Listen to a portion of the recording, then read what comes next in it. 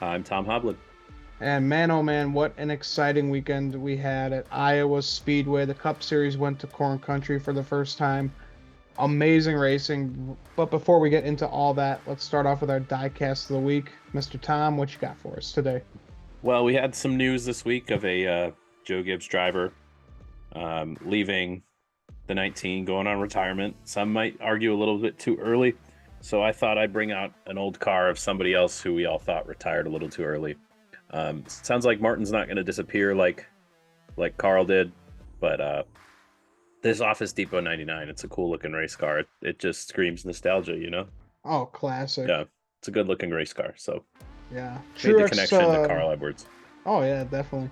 Truex, he's not going to go to the Amish farms like No. Carl did, but he'll be out there fishing with Johnny Morris. And yeah, we might as well talk about that. Martin Truex Jr. announced his retirement, and we kind of saw this coming. He's been in the Cup Series for about 20 years. I think he started in 2004, and yeah, had a hell of a career. I mean, a resurgence of a career, really. Like, started off real bad. DEI was in their awful days. He had one win over there.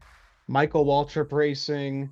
Um, Went to Furniture Row right when they were starting to get real good and won a championship. So had a hell of a career, and yeah, happy to see that he's going out on his own terms.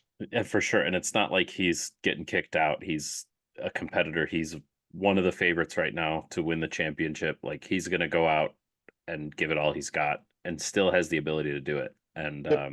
that's really impressive to see. Yep. And he says he's not done racing. He's done full time in the Cup Mm. Series, but he's open to maybe doing some Xfinity races or even another Daytona 500. And Denny Hamlin said, "I got you, buddy. I'll open up a car for you." Oh yeah, So I pretty cool. love everything that I heard. All his teammates were in there supporting him and whatnot. And Denny having a car ready, whether he's got to field 3 or 4 cars now, who knows? Um, but I love the Toyota family of racing drivers and how much they care about all each other and whatnot. And really just happy for Martin. I mean, they've been building up for this a few years, a few years, a few years. And whether or not Martin was going to come back and whether or not, and he was having fun. But I think the catalyst for this truly was the SHR closing down and Chase Briscoe becoming available. Um, and Joe Gibbs is like, "Hey man, we we really don't want you to leave, but leave now because we got a really good driver that we could snatch up." So, um, yeah, big news for Martin. And it sucks to see him go, but he accomplished so much. And again, that Furniture Row, you think about it now, a single car solo team completely on the other side of the country comes in and wins a championship. They built slowly and slowly. They had a great business model or just a great setup out there and a great duo of Cole Pern and Truex. And yeah, it's incredible. You won't see that. We're not going to see a single car team. Wood Brothers aren't winning the championship anytime Oh, soon, but especially a fresh team, the money team's not going to win a championship anytime soon. Like it's absolutely wild. The yeah. journey that Martin Truex went on through his career, and the journey that Furniture Row Racing, that small portion they were with us.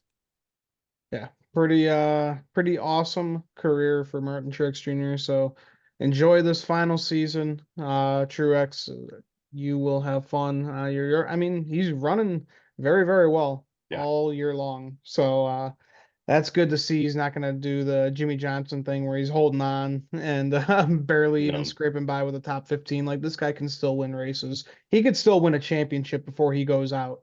yeah, and he's one of the old guys that seem to transition to the new cars very well. Unlike my guy Kyle. We'll talk about him eventually. On his awful month and a half Hmm. continues. But so I'll talk my diecast of the week Yeah, now. We're heading to New Hampshire. So I had to bust out one of Kevin Harvick's. New Hampshire wins when Bush Beer teamed up with the National Forest Foundation. Pretty cool. They got like a waterfall on this side right here, and then they got kind of like a forest on the other side. So they did a pretty cool job with this paint scheme. It's beautiful, and he ended up winning the race too. That helps make the paint scheme feel better too. Oh, definitely. Bushbeard, especially when wraps became the norm, Bushbeard does an incredible job of tailoring all their schemes towards each track they go to Oh yeah. and All the making them special special. paint Yeah. schemes that they did, like 2020, Kevin Harvick, every time Bush Beer ran a special paint scheme, he won in that. So that was pretty cool. And it gave me a nice little collection of die casts. But let's move on to Iowa. And what an exciting weekend we had. And it started off with the Xfinity Series. Austin Hill led the field to green. Qualifying was rained out. And our boy SVG, he was going to be starting Ugh. second, but he wrecked during practice and had to go to a backup car. This is a tough track, especially with that repave, and he's still getting used to these ovals. So yeah, it's tough out there, SVG. It's he's learning. We have all these people singing SVG's praises for 2 weeks in a row, saying, "Oh, he's ready for Cup. He's figured it out." And then you forget that, oh, we still have to go back to circle tracks and do this whole thing, and that he's kind of a rookie to all this Yep. stuff. So it's like the highs and the lows of Cup Series racing, especially for those road course ringers. It's a tough weekend for SVG. But and what sucks about it the most is that he crashes in practice, doesn't get all that time to run the laps, and he crashes in the race, doesn't get a lot of time, all that time to even turn the laps, because that's what we say with all the rookies every time is they need to finish the races so they can learn the most. And this weekend was kind of a dud for SVG. Yeah. Didn't really get to learn too much from this 7/8 mile oval, but another road course ringer, as you would call him, AJ Allmendinger. He had a big hit early in this race as we see the first tire go down in this Oof. race. Seems to be a theme with this track. These tires, just tearing it up, especially with how hot it was this weekend. How hot and the fresh pavement on the corners seem to be making this track a lot faster. So that puts more stress on the tires, but also it makes these hits more dangerous. They're going faster speed and the tire gives way and you're along for the ride headed straight towards the wall. That was a scary looking hit. Yeah, really was. Glad AJ's okay, but this is not the end of it. Jeb Burton blows a tire as well. He gets into the wall. Chandler Smith having a great day. He wins stage one. He's just been very, very good ever since he transitioned over from Colleague Racing to Joe Gibbs Racing. Just phenomenal. We knew that Colleague was struggling, and he found his home. He's back with Toyota, and he's kicking ass. For sure, for sure. I mean, he won Phoenix this year and we picked him, or I picked him to win this race because of this shorter track. He seemed like a good fit and he was proving me right early on. Yeah, really was. And we were just saying that Shane Van Gisbergen had trouble in practice. He also had trouble in the race as well, got loose in the turn two. You were saying those repaved turns, you are fast, you are slick, so you're going to lose it really easily. And SVG learned that the hard way, wrecked into a few other guys, and his day was over. So really unfortunate to see, but this is going to be definitely a learning curve for him, and he'll be more cautious on running at these ovals. And yeah, I think he's We'll learned a good see. I lesson. mean, you got to take this weekend with a grain of salt too, because he had engine trouble at one of the other oval tracks, but other than that, he's finishing in the top 20 almost every weekend. Um, that we're not on road courses, so he's learning and he's doing well. This could have been a setup issue. Again, we saw a lot of tires go down, but he may not have just been comfortable on this track, which is more than okay. He's doing exactly what he needs to do. Again, like I said earlier, you just hate that he misses the extra lap time to practice. Yeah, that's for sure. So tires keep going down. It takes down Jesse Love, and they were towing the car into the garage area. And Tom, I don't know if you saw this, but the car just caught on fire I did while see they that were on towing it. Twitter. While they were towing it into the garage. I don't think we've ever seen anything like that before. They had to quickly get it off of there and drive away from it. Like that was wild. We saw a couple of funky tow truck issues this weekend with Ross Chastain in the Cup Series practice, Got having the them taking dolly. 15 minutes to. At first, I thought they were going to try to tandem draft tow trucks, but back to back and just Yeah. lift the car off the ground. I was like, that would be precarious. I don't know. But so yeah, you have the car catching on fire and the tow truck after that. Those tow truck drivers had a time this weekend, it seems. Oh yeah, they definitely got their money's worth. So Chandler Smith, we were saying he's doing great throughout this race. He won stage two, and then tires keep on blowing. Justin Allgaier, a victim of a blown Ugh. tire. He was having a great race here. These are his kind of tracks where he'll Yeah. run real well, and did not work out well for old Well, number again, seven. fourth in stage one, seventh in stage two. He's setting up to maybe make a run towards the end. And what does he have to show for it? Blows the tire, finish 30th. Yep, shred a Real, tire and real you're in rough. the wall. Yep. So joins a bunch of other drivers. We had a lot besides the tires going down. This race was producing some very, very good racing. I think just the transition from the old surface to the new surface just made things like a wild card and like what's going to happen here. Yeah, Um, and we even saw during the track walks, the repave, the stuff I was seeing on Twitter was looked a little bit wild in the first. We had no clue what we were going to get into in this race, yep. and you had all the drivers trying to pass it off before they even got a chance to race it, and they're like, "This is going to be terrible. It's going to be awful. I can't believe what they did to it." And we were really had great looking racing all weekend. Yeah. Pleasantly surprised again. Yeah, we all went into this thinking of the worst. And we got the best short track racing this year, probably in the next gen era. Who Hmm. knows? So it continues. Austin Hill, blown tire, Yuck. entering turn one, big hit for him. Nemechek gets a blown tire, but this was after contact with his teammate Sheldon Creed. Just ran him up the track in turn four. Sheldon's just still trying to get Oof. that first win, man. I'm really just starting to feel bad for the guy at this point. You just cannot You feel get a bad for win. all the people he runs over too. I love Yeah. seeing the pendulum swing back and forth. They're like, Martinsville last year was Austin Hill's fault, and now it's so bad. Like maybe Martinsville last year was Sheldon Creed's fault and whatnot. It's just it's kind of funny. Um, but yeah, we've said this about Sheldon before. It's there's something off. He just doesn't finish well. Even if he's running up there and he's running close to the front, he can't get around to the front, and then he'll do something like this. Yep. Uh, just hate to see it. He's such a good guy, but just cannot get that checkered flag. Cannot get one spot better because right now I think he has 9 second place finishes in his Xfinity Series career. So Yeah. it's gonna be coming. Daniel Yeah, I Hemrick mean, went through the same thing. So I'm not Sheldon saying that Sheldon's Sheldon gonna win the Creed championship. championship. I'm not saying that, but who knows? No one saw Hmm, Daniel Hemrick winning that championship. So no. that's how these playoffs Well, work. You get hot in our the right buddy Nick time. did. Yeah, yeah. Nick knew it all He's the along. only one. He was the only one. Yep.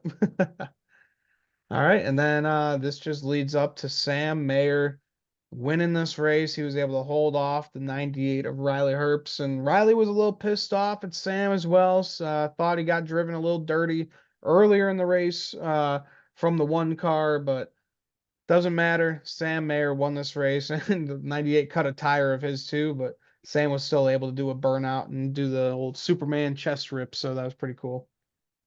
Yeah, they the teardown guys were ripping on Sam Mayer's Superman chest celebration. It's like, He's a winner. He can do whatever the yeah, hell he yeah, wants. do what you want. I mean, he Yeah. has his thing. It's fine. I'm not a big fan of it, but I'm not going to knock the guy for Yeah, it. I'm not a big fan of Um, the guy, but uh, yeah, have fun with well, it, man. they again his initials are SM. Of course, he's going to be Superman. Yeah, Um, exactly. yeah, Riley Herbst needs to.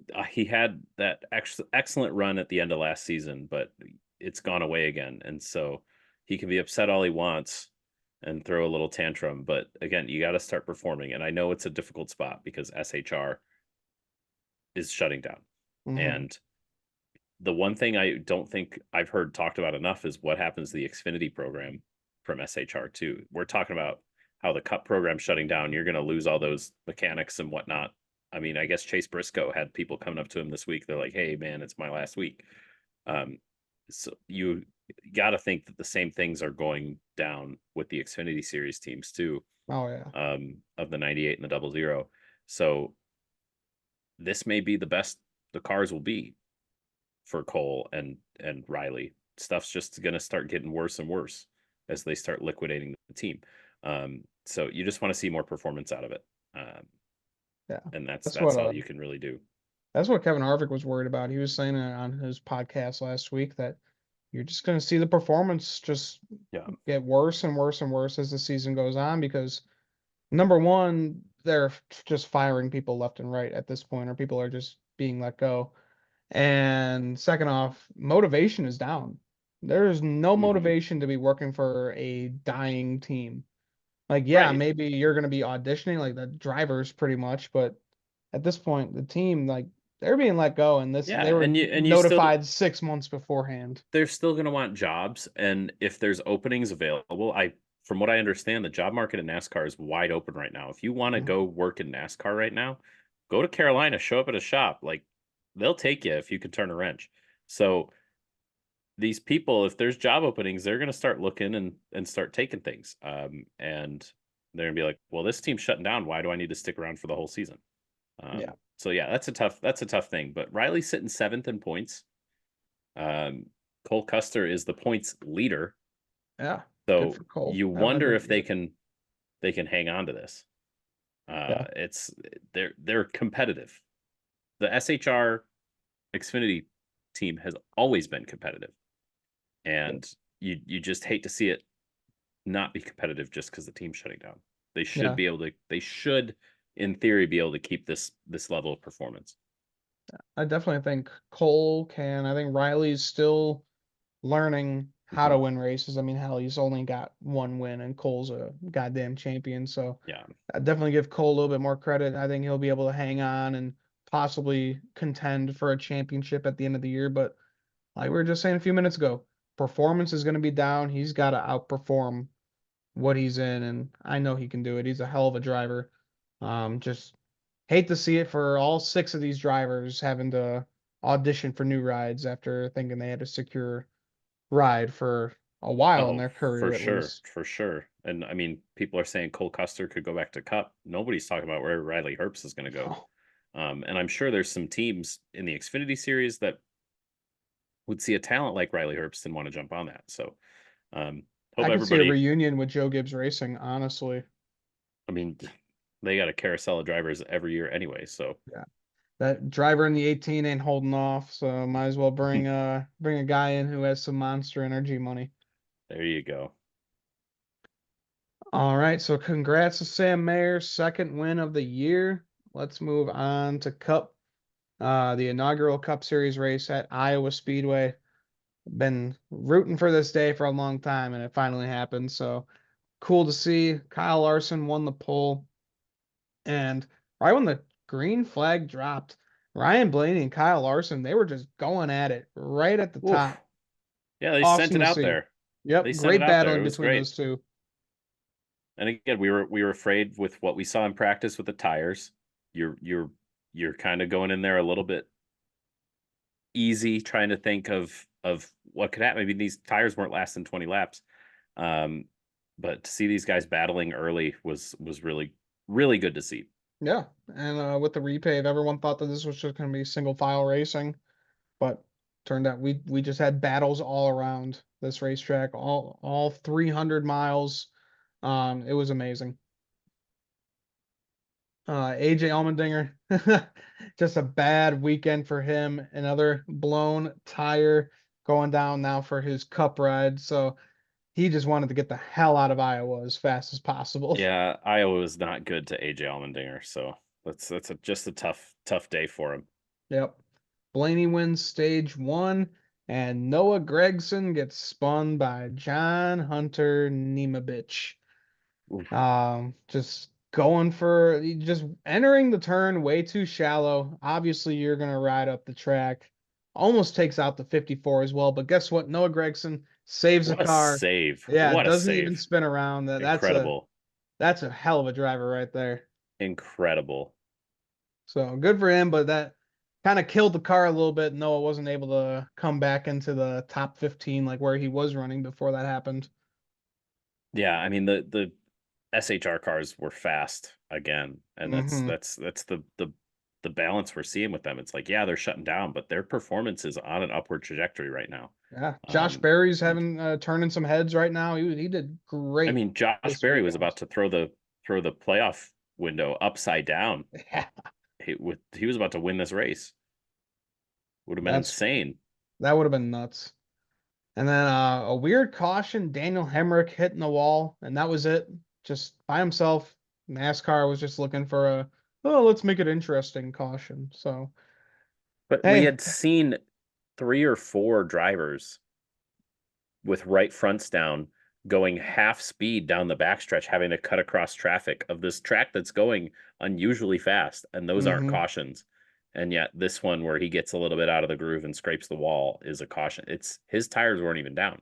Yeah, It was quite a bit of a head scratcher, but a it created a wild situation yeah. A with lot of drivers got trapped a lap down from this. thanks to Ricky Stenhouse. Yeah, Ricky Stenhouse stayed out. I mean, he did what he had to do because it worked out well for him because he was running the top five in Yeah. the second half of this race, and he's won here twice at Iowa. So he knew if he could give himself good position, he can run up there and get the win. Well, for sure. And this is just it's part of the rule and everybody's expecting to get the free pass, but there with so little time left in the stage, Ricky Stenhouse said, "I think I can handle these tires and we can trap our competition a lap down." I don't see anything wrong with it, and it paid dividends for the end of the race for Ricky. He kept that track position, hung on to it for the rest of the night, Yeah, finished with the top 5, which work smarter, not harder. does not I don't think he has too many of those. No, it's been a struggle for him in that 47, but I knew this was a track where he could do it, and him and his team, they were very, very smart with that caution coming out.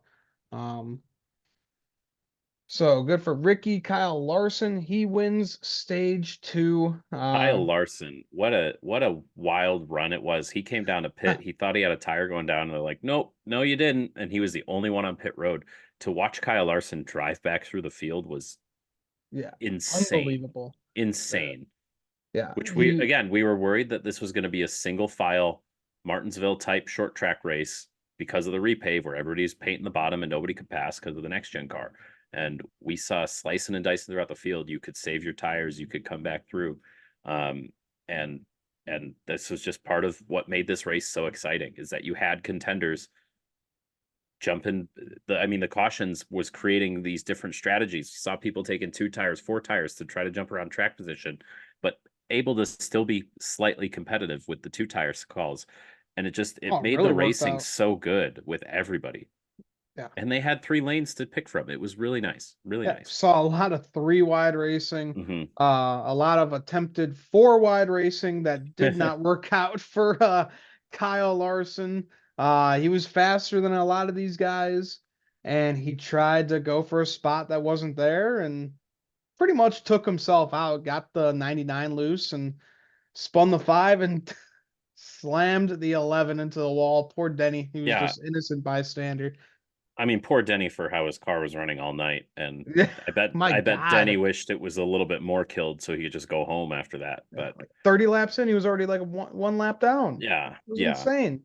They missed something. Something was wrong with it. Hmm. As for the Larson and Suarez incident, like the wreck was on Suarez, of course, but this is the critique that you and I have talked about with Kyle Larson for a long time. It's like he's aggressive and he's so good, but he's not always taking into account the bigger picture. He's saying like, "Oh, the track position is so important. I need to get all I can get right now." But I mean, we just talked about him going from like 34th to 5th in the in a run of tires. So like I don't understand what the urgency was from Kyle that part of the race. He Hmm. was going to be able to track him down. I mean, Kyle Larson was going to win this race. He was there. I have no doubt that Kyle Larson was just going to drive away from the field at the end. But it was just kind of baffling, and that's the blame that's getting put on Kyle Larson. Yeah, obviously Daniel Suarez got loose and took him out. Hmm. But the blame for Kyle Larson is that he kind of squeezed it in there. Yeah, his car fit in there, but he was a victim of the circumstance then. He pushed an issue that just wasn't even needed whatsoever. Could have Yep. laid back and waited for them to go single Hmm. file. One guy goes in front of the other and then go for it. Don't go. It's already 3 wide going into turn 4, and he's making it 4 wide. Much like we were discussing last week after Sonoma, we have a different points leader because of issues on the racetrack. Yep. Kyle Larson gets dethroned. Yeah, exactly. So I'm gonna say it every week. That's my argument for him not being the greatest NASCAR driver of all time because he'll do so much stupid shit like this. He's Like got a lot he of really time to is, earn that title, though. yeah. He's going to But be he around for a really while. is just the definition of wreckers or checkers at this point. Yeah, but again, this is a win for the points format that we're in right now because he can walk away with 9 points from stage one, 10 points and a playoff point from stage two, before he ultimately finishes. Where did he end up? 34th. Yeah, before he So met his demise. yeah, All right, and we had some great hard racing between Chris Buescher and Josh Berry. Those two were going at it. Like we were saying, that 4 car, they came prepared for this race. hmm, Josh Berry's really good at short tracks, and apparently he's really damn good at Iowa. yeah. I mean, it's his bread and butter. He was doing some things with that car that I wasn't seeing a lot of other guys being able to do, whether it's changing lanes in the corners and whatnot, and just he's learning. He's still brand new at all this too, so he's figuring us all out. Yeah, absolutely. So good for Josh Berry. Tire going down for Chris Buescher. Just one more tire for this race. Actually, Kyle Busch, he had the last tire go down. Sorry, buddy, I had to mention that. Didn't he have a tire? I don't think he had a tire go down. I think there was What some was his contact. issue? There was contact on the racetrack, and it messed something up in Okay. internally in the suspension.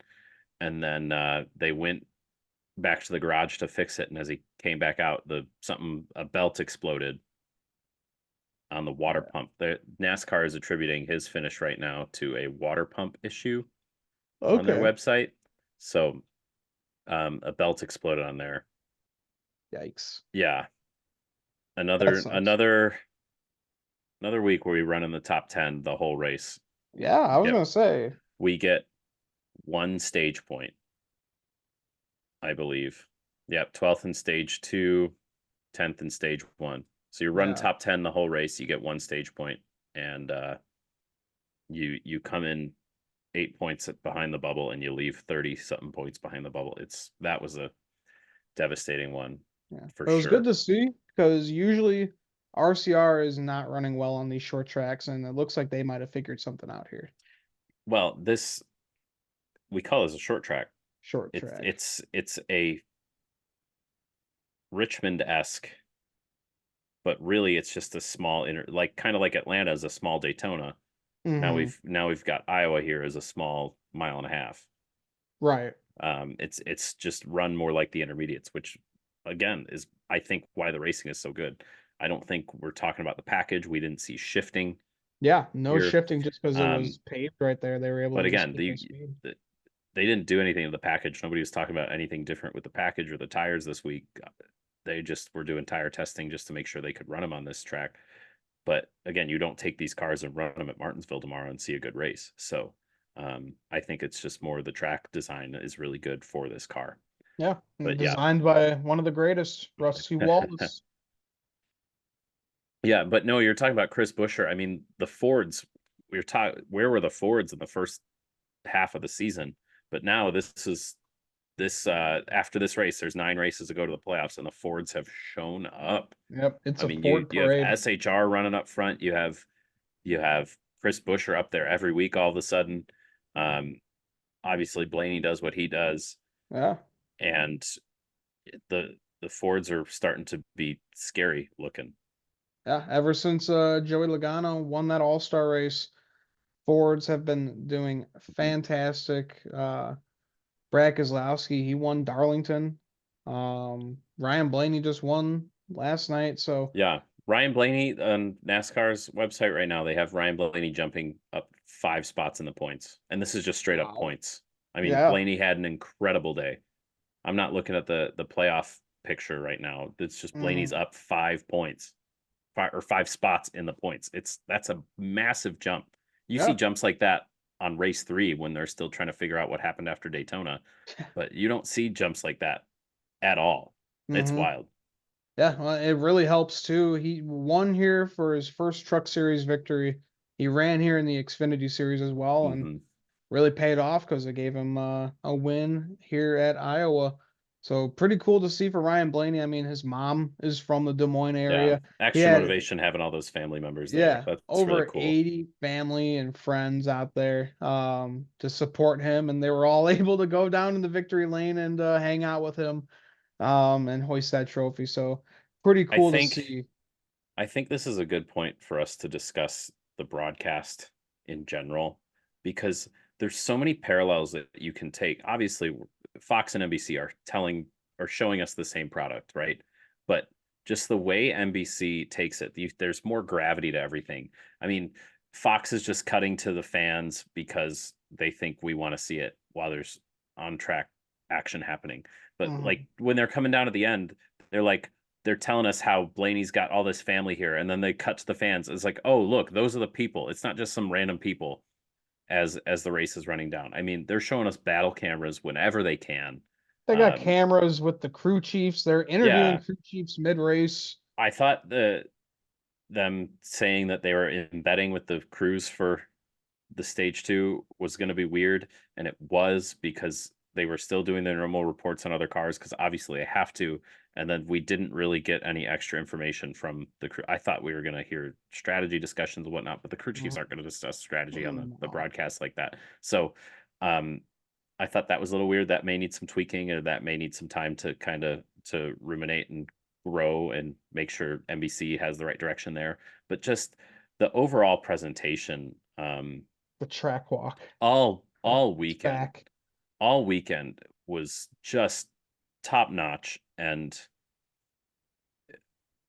this is the way that all these races should be portrayed and whatnot. And with the news of Fox taking over IndyCar next year, it's just like, Rest in peace. man, you hope that somebody in there being like, all right, we need to do this right for IndyCar's sake.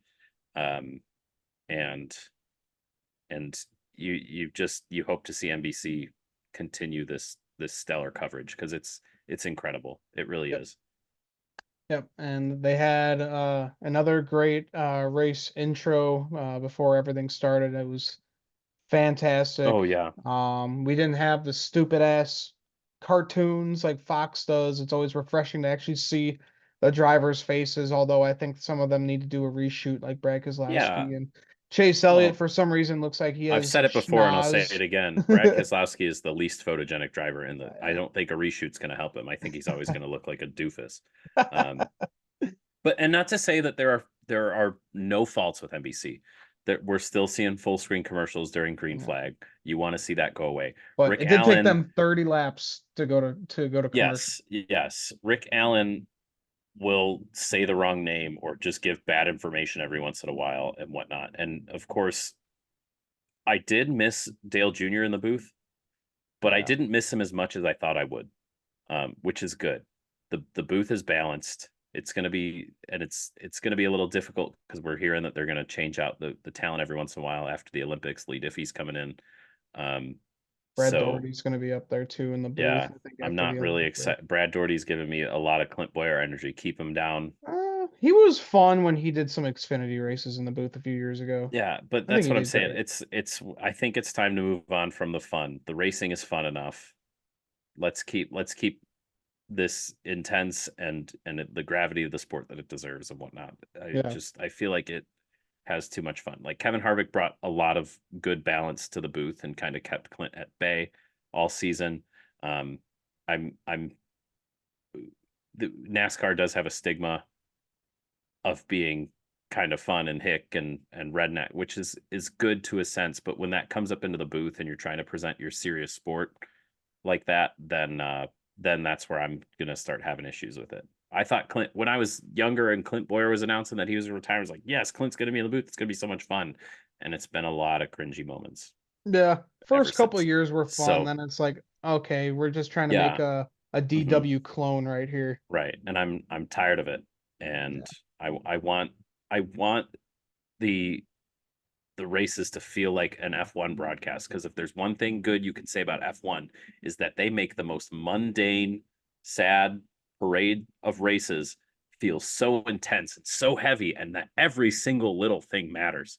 And I think NBC can go further with that. Even Fox definitely needs to revamp their whole presentation, but NBC can go further to Yeah. really make these races feel like they mean something.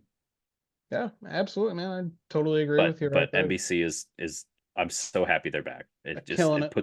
it puts me more at ease to watch these races and know that I'm going to see everything. Yep. I mean, hell, Yeah, that we saw all the battles. We had 3 let's screens. let's talk about that. We kind of glossed over it earlier, but 5 laps in and the 3 Spire cars ran into each other.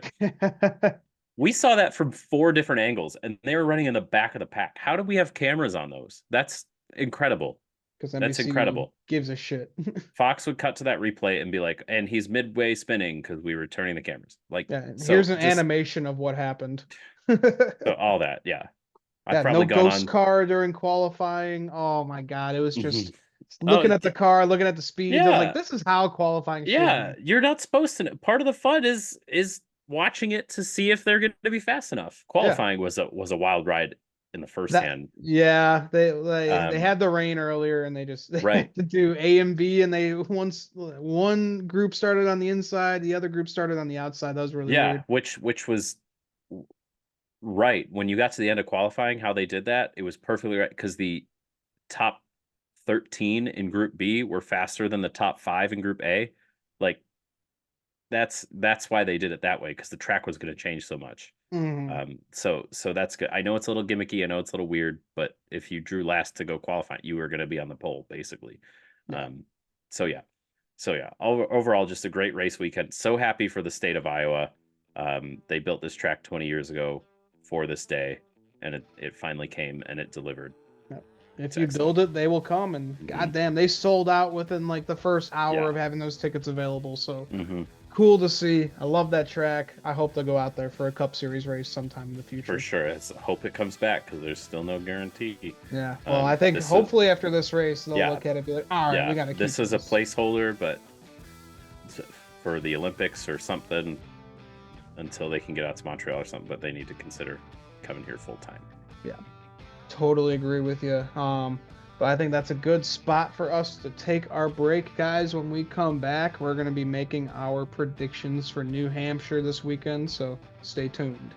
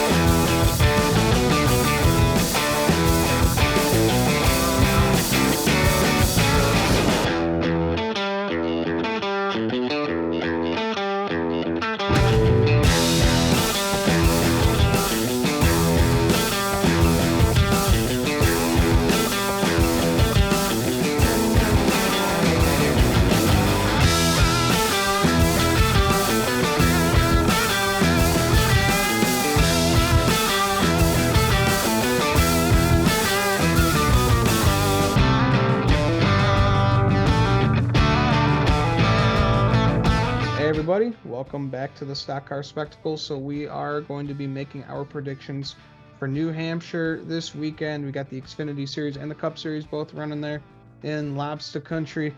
So we got the SciApps 200 for the Xfinity Series, 211 miles, 200 laps.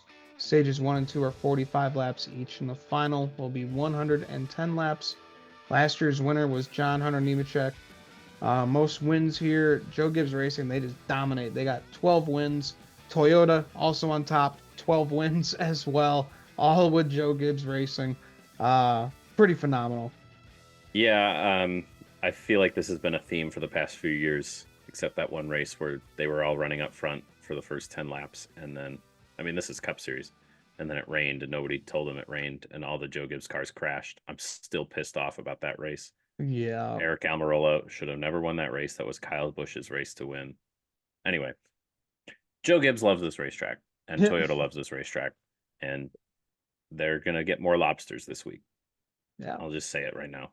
They do pretty damn good here. So we got some notables in this Xfinity Series race. Alex Bowman, he'll be running at 17 for Hendrick. Christopher Bell will be coming down into the 20 for Joe Gibbs Racing. Christopher Bell has never lost an Xfinity Series race at New Hampshire Motor Speedway, so that's why they brought him down. He knows how to wheel it around here. He's definitely gonna win. That's for damn sure. Corey Heim's going to be in the 26 for Sam Hunt Racing. Carson Quapple, he's coming back in that 88 for Junior Motorsports. And Justin Bonsignor, if I said that right, he'll be in the 19 for Joe Gibbs Racing. He is a wheel-in modified racer coming up here making his Xfinity Series debut. Never heard of the guy whatsoever, but I good feel luck. like, and maybe I'm misremembering, but I feel like he ran in the SRX. Um, at least Uh, the in one of those first two seasons when they were doing like the local track guy yeah, I in each think car. that But does sound maybe that's where I familiar. know it. But I don't know. I may be misremembering. So don't take my journalism here at face value just for this moment. Who you got going to victory lane on Saturday? Well, you said it yourself. We'll raise the curtain here. We both discuss whoever's on the show, we'll all say like who we each want to pick, and a lot of times they're different. But today we're both like Christopher Bell's going to win, right? So I forced Ian, or he gracefully gave me the opportunity to take Christopher Bell in the Xfinity race. Like I said, either he hasn't ever lost in the Xfinity car here, or he's won like 4 or 5 or something. Like it's nuts. And Yeah, Christopher Bell, I don't expect anything less from him. If anything, he's gotten more mature and will know how to win even better than he had in the past. So yep. He's gonna smoke the field this weekend, but I'm going with a guy who's gonna be running here for the first time in the Xfinity Series cars. Carson Quapple. He's been great on these short tracks this year, running with that 88 in Junior Motorsports. Been real close to getting that first win, first race. He looked really yeah, damn close, and I don't know. I think he could get it done this weekend. I want to go. I want to go for a big one. and then his second race he did almost the same thing. Yep.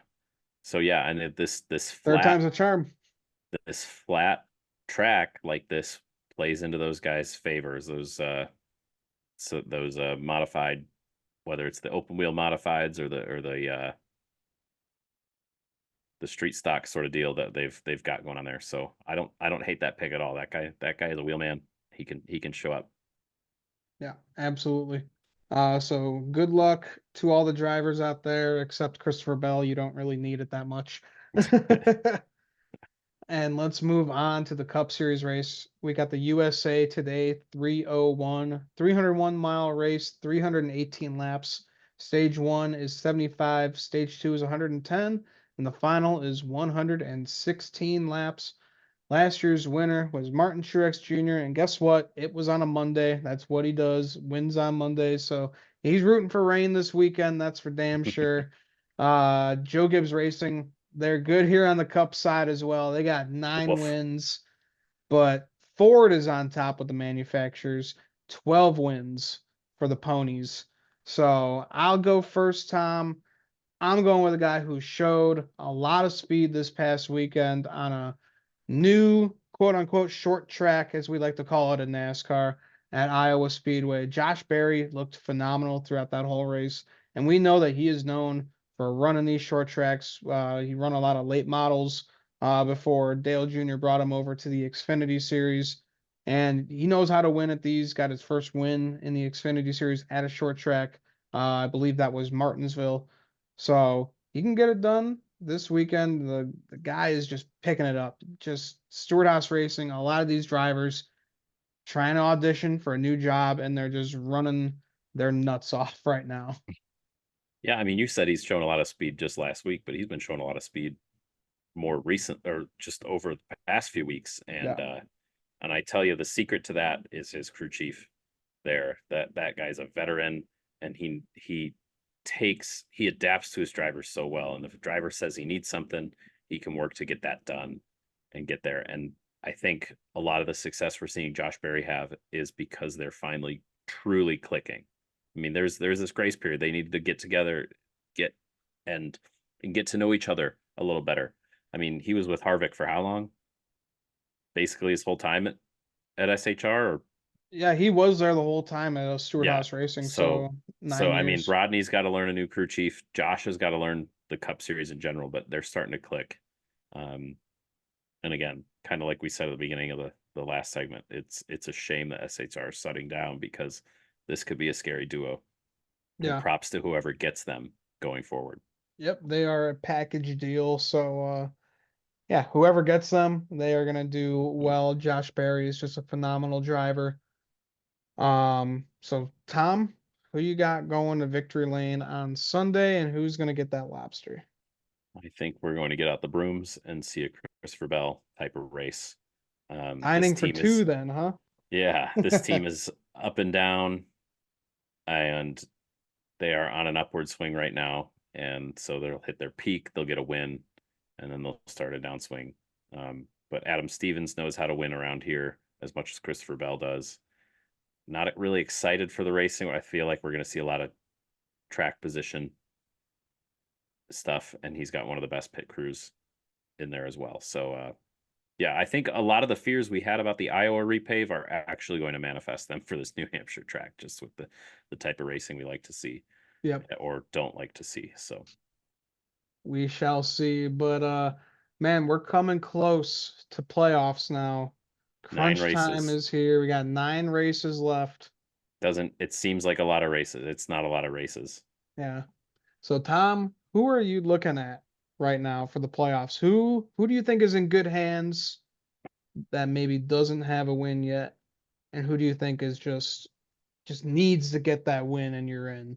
Right. I mean, so we can look right at the bubble line and see the people without wins above it. Martin Truex plus 122, Ross Chastain plus 71, Ty Gibbs plus 70.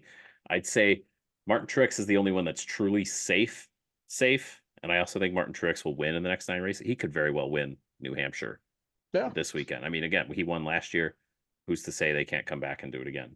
Um, Bowman, something catastrophic is going to happen to him because again we rip on Bowman all the time because he's the fourth best driver at Hendrick, but he's at Hendrick and he's still a really good driver. I mean he's just sliding in top tens left and right. So there's that. Chris Buescher is so close to a win, so I'm not super worried about him either. Yeah. Which leaves Bubba Wallace the only one above the cut line. He's +6 right now, and Toyota as a whole seems to be on a downward trajectory. So um, and you have all of these Fords lurking below the cut line that can do some damage. So that's what I'm worried about. And again, my guy Kyle Busch, he talked about a downward slide. And what's the most gut punching about this is he's been running well during the races these past few weeks, and he's just not getting the finishes. Um, whether he's getting spun or getting run out of gas or stuff just breaking. Um, things are not looking good for Kyle Busch, and it's really scary. It's really scary. Yeah. He's Definitely. almost less. He says he's less concerned about making the playoffs than he is winning a race. Kind of shows you where his head's at. Yeah. Definitely. I mean, he wants to keep that streak alive of Hmm. winning races for so many consecutive years. So I would definitely be worried Yeah, about that if I was Kyle Busch, because I mean, I feel like he has to know like there's no way this 8 team is gonna have a chance at winning this championship this year. They've just whole RCR program has just been so slow, just not able to contend at all. So right. if Kyle Busch just has to get a win if he wants to keep that streak alive and keep himself sane. Yeah, and then you have all these SHR cars sitting down here below the cut line, but they're showing so much speed. And I'm looking mainly at Noah Gragson, who had what that 40-point penalty, 35-point penalty. Yeah. I mean, 40. he'd be within 100 points of the cut line if it weren't for that penalty. So, and these guys could pop off a win. Josh Berry, like we said, at 100 points below the cut line right now, could pop off a Hmm. win. I mean, it's anyone's game, and this is what makes this points format exciting. As much as we hate it, it's what we're living with, and this is why we call it crunch time. Why we're taking time to talk about it. Yeah. Definitely makes for some excitement, that's for sure. But one guy I'm looking at, Michael McDowell, man, I thought he would be doing a little bit better this year Hmm. than 22nd. Started off really, really strong on the year. He's getting all of his pulls in his career have come from this season, but Todd Gilliland, he's sneaking Ah, his way into the top 20 in standing. He's 20th right now. hmm He could be potential playoff driver. Who knows? He's right, been great, and I'm glad Front Row extended his contract for next year. right. I mean, again, it was just last season that he wasn't even running all the races for Front Row, because they wanted to see if they could get Zane Smith some seat time. Um, and now they just signed him onto a deal. And I think with Michael McDowell, it's yeah, he's a veteran and whatnot, but he did announce he's leaving very early on in the season. So you wonder what kind of attention now goes to his car versus the 38 car Right. versus prepping for next season when they're going to have 3 cars. So did he kind of shoot himself in the foot by announcing that so early? And you You wonder gotta if think. that's where his lack of performance is coming from, or if Yeah. it's just the overall Ford lack of performance from that they're trying to dig out from. And that's the other thing I see with just the manufacturer is you got all these Fords below this cut line. They're surging towards the top, but they have to surge because they started the season off at a deficit. Um, Right. so you just wonder how this playoff picture is going to evolve over the next 9 races. Yeah. Should be interesting. It's been a crazy Mm-hmm. season so far, and I think it's just gonna get a lot crazier. So, Tom, before we end the show, man, you got anything else to add? Nah, man, I'm excited. I'm excited to see this season evolve, and hopefully Kyle Busch can actually finish a race in the next few tries. Yeah. Just hope he gets a top Ugh, 15 for your sanity at least this weekend. how far we've fallen hoping for top 15s. I mean, he needs so many points, and he's moving in the wrong direction. And it's Yeah. tough. It's tough to watch. Anything will help right now besides a DNF. So, Yeah. And who knows? He may have pissed off Richard Childress and Randall Burnett this week with his comments to the media saying, yeah, "Yeah, hell yeah, I'd go to Joe doors are Gibbs. open. I'd even go to Hendrick if they asked me." Like, mm, mm. Richard Yeah, Childress, loves comments like that. Hasn't fired a driver early for saying that he's going somewhere else. Yeah, yeah.